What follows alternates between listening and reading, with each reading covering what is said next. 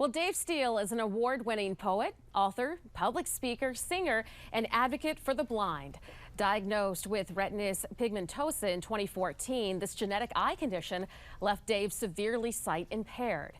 Together with his wife, Amy, the family grappled with difficult diagnosis as RP quickly left Steele an unemployed father of 4.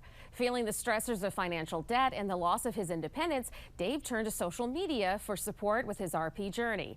He's here today to tell us more, and he's joined by Barry Asman. Welcome to you both. Oh, it's great to be here. here. Thank you guys Julie. for coming in. We're happy to see you. I know it's been a long tour. We were talking about that during the break. Certainly has. And today's the last day of the tour. Yeah, it's been incredible. So, Barry, let me ask you, let me start off with you here.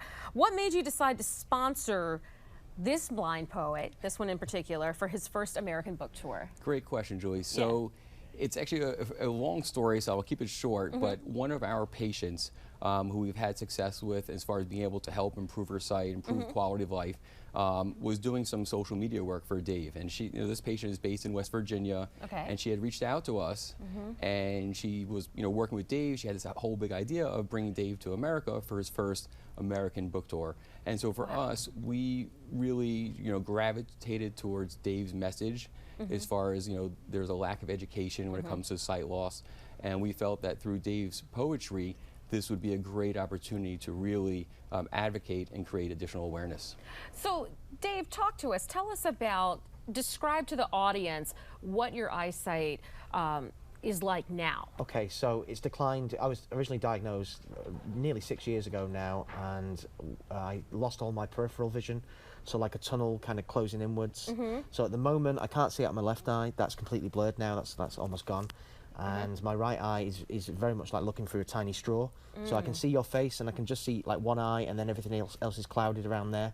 And I've probably maybe got a couple of years left before that goes, so I can't see faces anymore.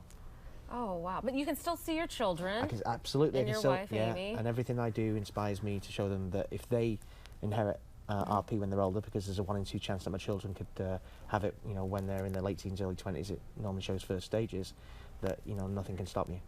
Are there certain checkups? Are there certain things that can be tested? Can there be tests that are run to see? Yeah, well, so with RP, there's lots of different variations, gene mutations as they call it.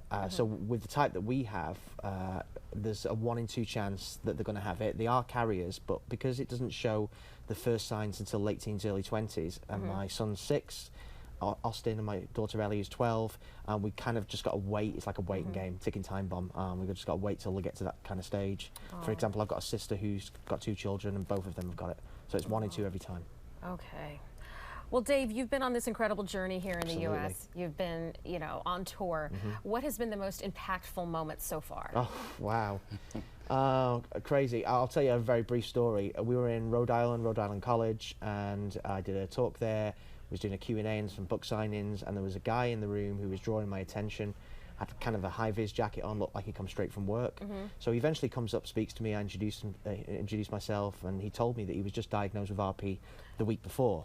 So immediately I took him off to the side to have a chat with him and sort of see how he was. And eventually he tells me that he was only just diagnosed the previous Monday. He had been doing some research online, found one of my poems. He was struggling with, how he was feeling about, angry, sad, upset. He'd been told he's got 3 children and they might have it. And he found one of my poems. It really helped him. And he was in work that day, and his wife rang him and said, "You're never going to believe this, but Dave Steele's in America, and not only is he in America, he's in Rhode Island."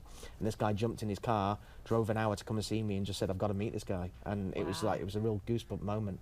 But there's been lots of moments like that. I had a family come all the way from Amarillo in Texas with a little girl who I've been supporting since she was 6 years old with my poetry. She used some lines to come back at some kids that were being mean to her at school, and they brought her all the way from Amarillo to meet me. Well, Dave, let's hear some of that poem. Okay. Yeah. Sure.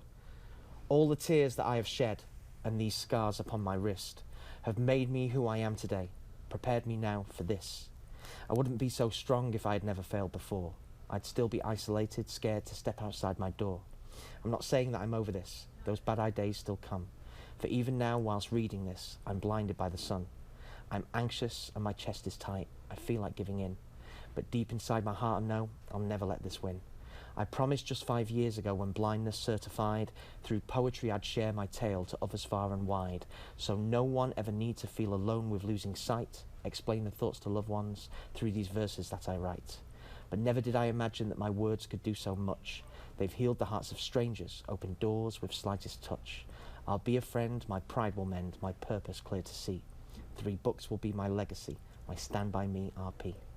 I know that soon these faces that I look upon today will disappear, but I won't fear. These memories will stay. My wife, my sons, my daughter, in here will never age.